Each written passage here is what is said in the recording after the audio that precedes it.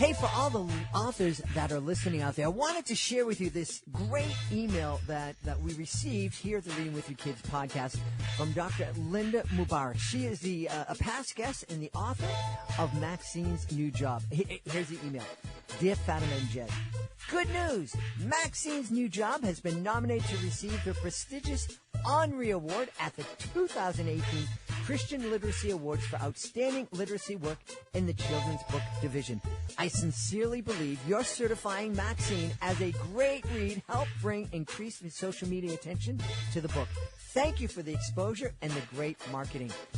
We are so happy for Dr. Linda Mubarak that her book, Reading with Your Kids Certified Great Read, Maxine's New Job, received this prestigious recognition. We would love to help your book receive that same kind of recognition. If you are interested in having your book considered for our Reading with Your Kids Certified Great Read program, please visit our website, readingwithyourkids.com. You can click on the contact button, send us a note, and we'll send all the information back to you, or you can go right to our Certified Great Read page on our website.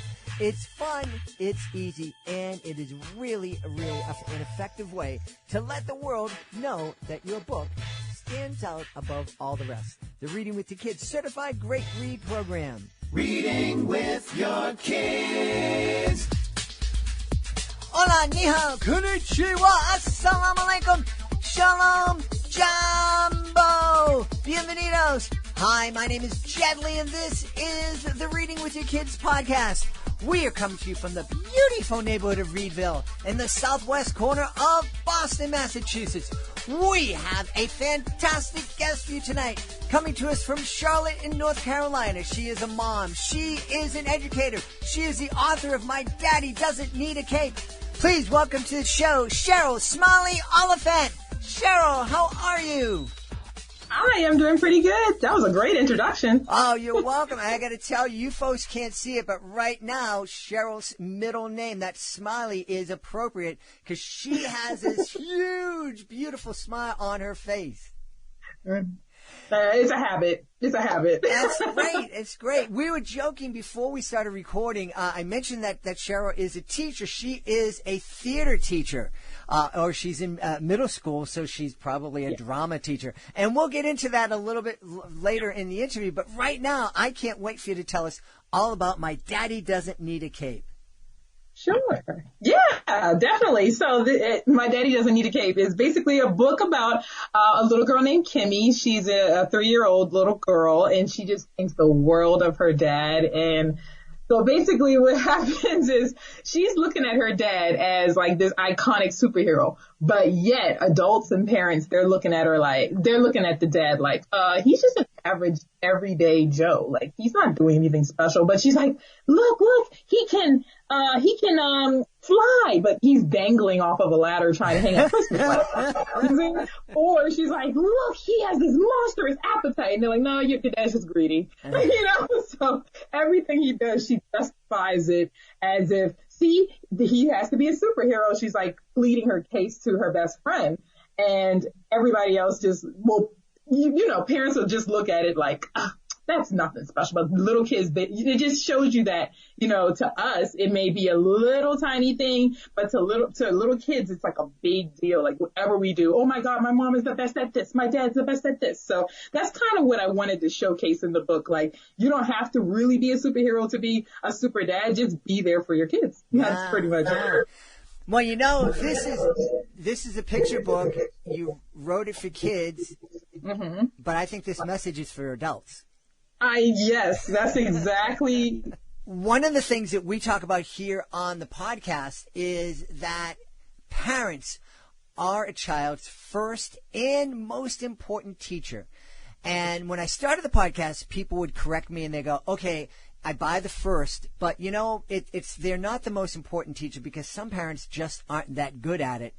And I reply with, yeah, but they're still the most important. They're doing a bad job at it. And that's really sad because they are the most important teacher. Yes, you got it. Yeah. I agree. What was it that inspired you to write this book? Okay, so this is a funny story as well. So I don't know, in the back of my mind, I've always had write a book. write a book. Like something in my head is just like, ever since I became a mom and I started taking my daughter to the library every day, because as a mom, at first I was teacher Cheryl all day, every day, just teaching kids and then giving them back to their real parents, right? But then I became a parent and I was like, okay, nobody told me I had to do this 24 hours. So I'm sitting here thinking like, how can I build a schedule that doesn't drive me crazy and keeps her entertained? So we had this little mapped out schedule, and every Tuesday and Thursday we'd go to the children's library. So we would go to story time, my favorite time of the day. I don't know about her, but it was my favorite time of the day. And so what ended up happening is I'm reading all these children's books to her and I'm just like, I did not realize that this is the genre that I needed to be in, because I've had children's stories in my head forever. So I'm telling myself, okay, what is a good time to write now while we're in quarantine and have nothing else to do? Like, follow your passion. But even before then, what inspired me to write this story was when my husband actually had to help me deliver my second child in the car. Outside of the hospital. Whoa. I know. And that's when I'm like, you're going to cake today because you saved the day.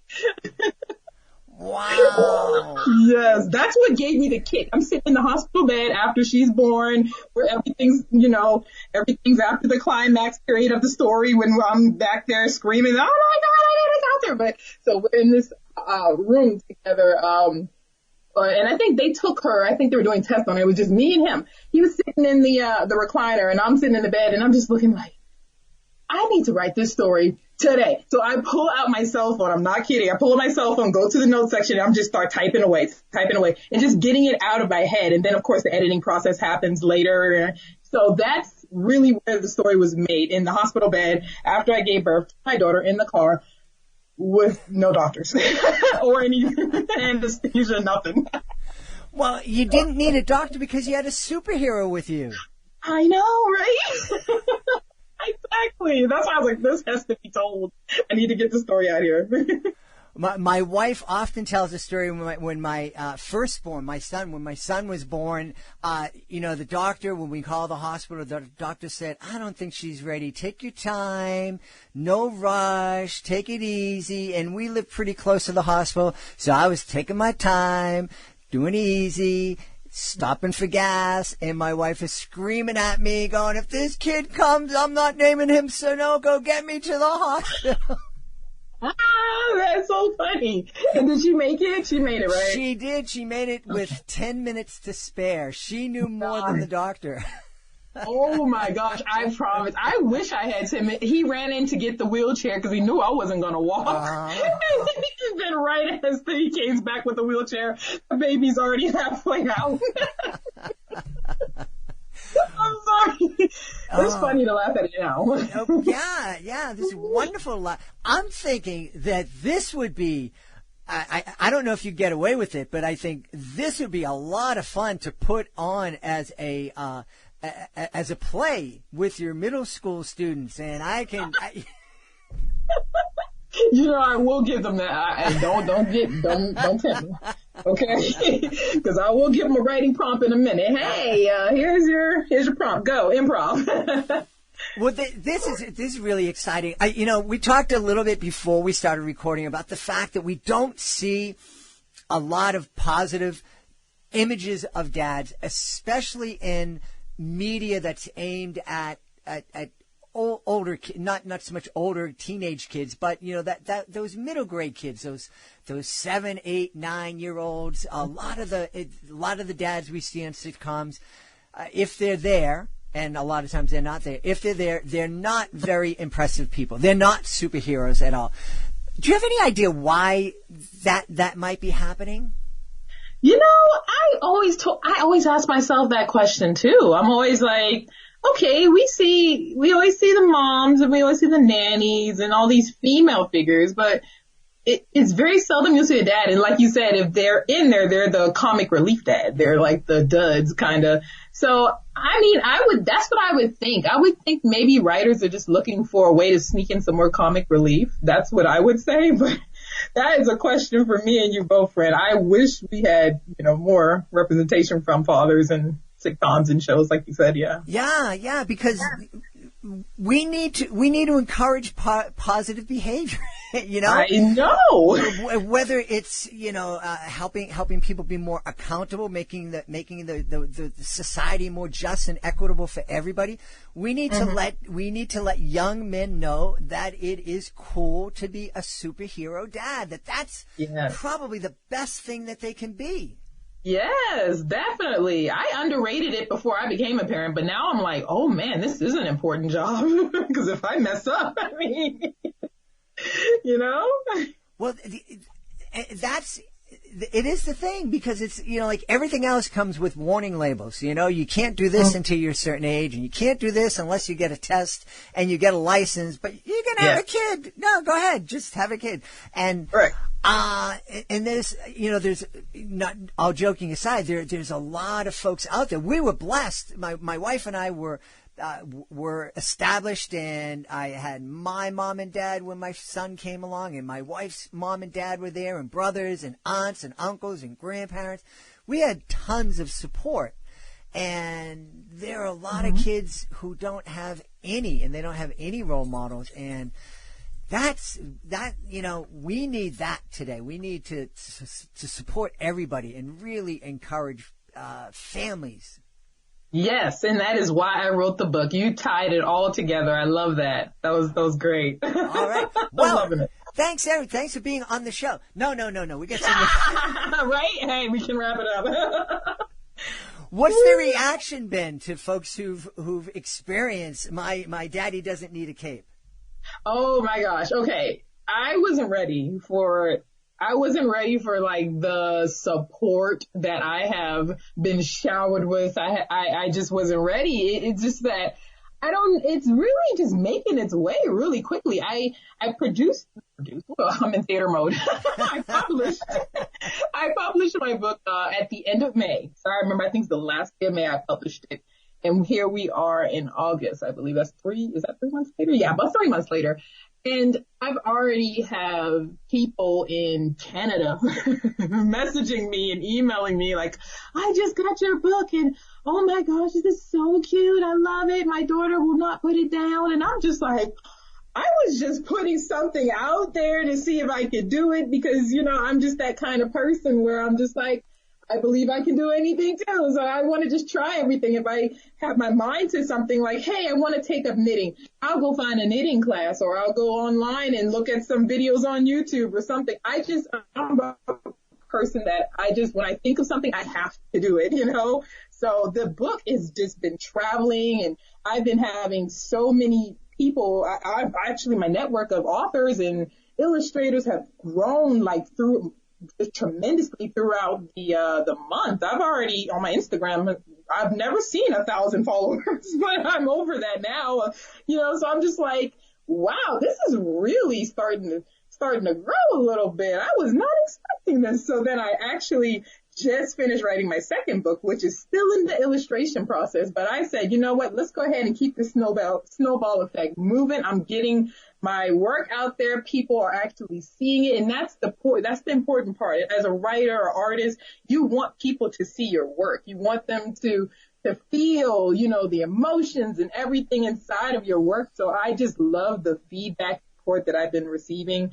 And I just hope it continues to grow. I just, because like families, that's why I'm doing this. My whole thing is about families. And that's why I started my YouTube channel, to help with games and ideas, because I'm just like the theater guru of games. I love making up ideas and activities and things to do with kids. So that's kind of where this thing is going. It started with a book, then it jumped up, and now it's starting to be a YouTube channel, and then hopefully it goes into some actual animation cartoons. I just want to keep growing with it, Jed. That is fantastic.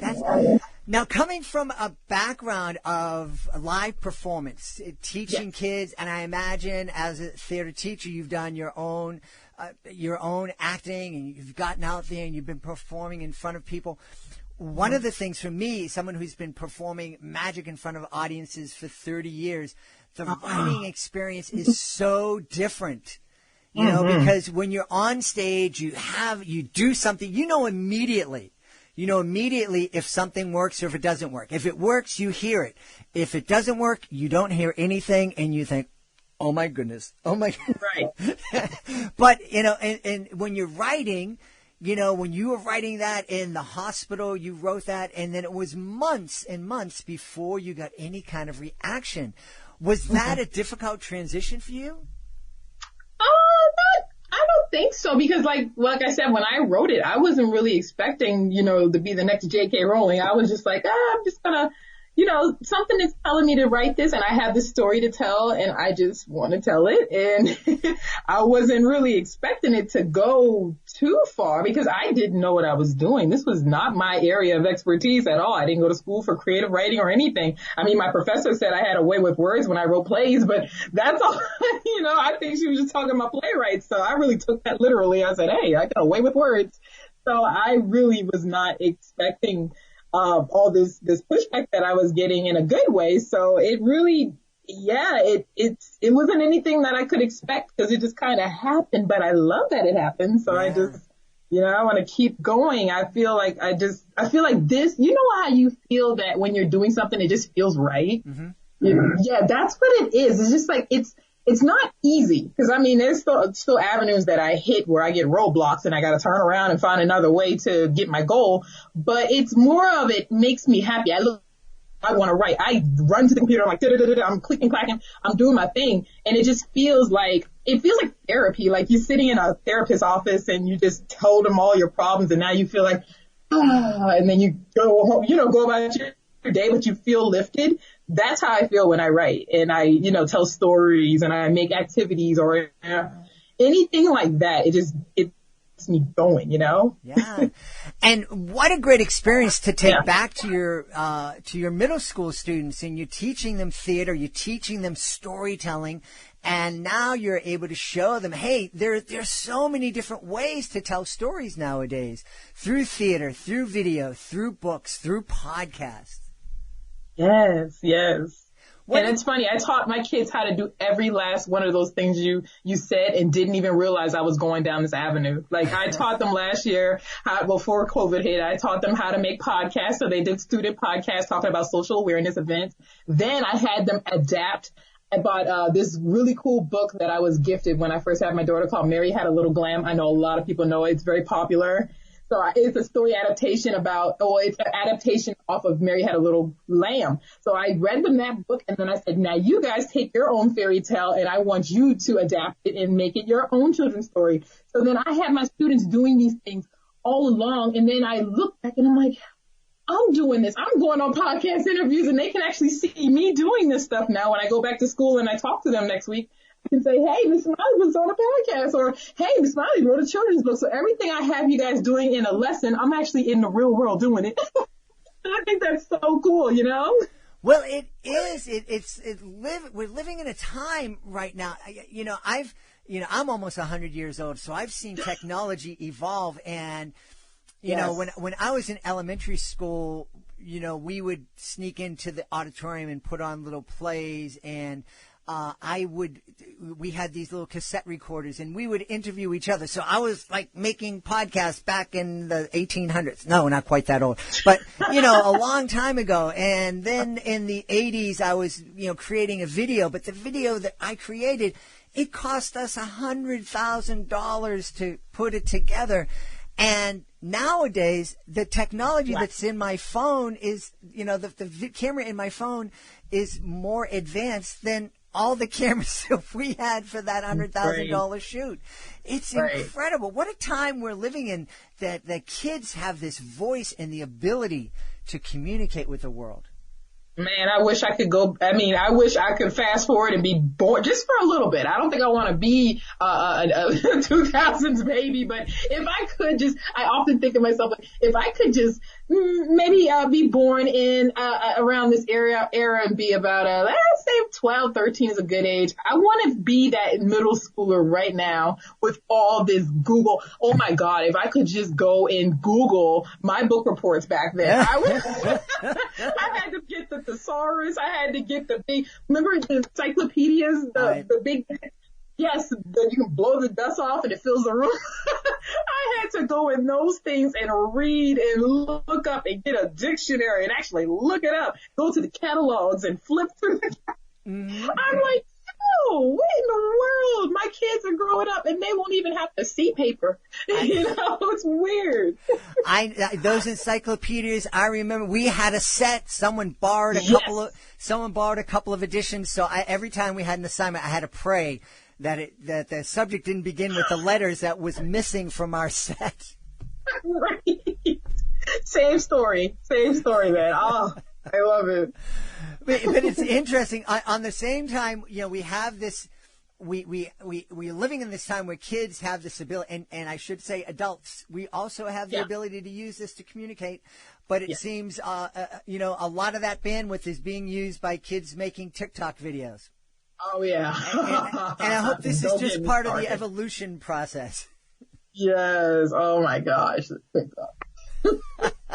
Well, this is something you might be able to use. I don't know where your school is in terms of reopening. My wife's a teacher here in Boston, and they've pushed back the opening of school, and they're trying to figure out a way to at least do a hybrid, but they're not sure. But anyways, there are a lot of parents who are saying, my kids can't learn remotely. They can't learn watching a video. And one of my wife's colleagues said to me, if your kid learned how to do 25 TikTok dances this summer, don't tell me that they can't learn visually or virtually. Right? That's a good one. I like that. Hey, how can parents, as a theater teacher, as somebody who is an expert at communicating now through books and podcasts and theater and video, how can we inspire our kids to take the technology that they have and to have fun with it, but also use it? Because we're at a point right now in our society, we need some real positive voices out there to make the change that needs to happen. Yeah, well, that's a great question. I like that. So I guess first parents would need to know their child's learning style. I think that would have a lot to do with it, meaning is your child a visual learner, or are they I like to call it physical learner, where I'm a person where, okay, I want you to give me the written directions, but I want to see a demonstration of it. So there's, different ways kids learn. So once you figure that out, then you can tailor whatever they're doing to make it relevant to them. Because that's what I do as a teacher. I actually am forced to learn TikTok, sadly. I'm forced to learn how to make a YouTube video and be a content creator, because that's the lessons my kids want me to teach them. I always say, hey, if it's not relevant to you, you're not going to use it. So let me think of something. Okay, yes, I want you to learn about monologues, but I don't want you to just get Shakespeare, memorize it, and recite it to me. That's not going to be helpful to you, So what I would say is parents find their learning style first. How do they learn? And then with the technology, incorporate that as being something that they're used to. Like if they like Instagram, then let's say they have a project about frogs.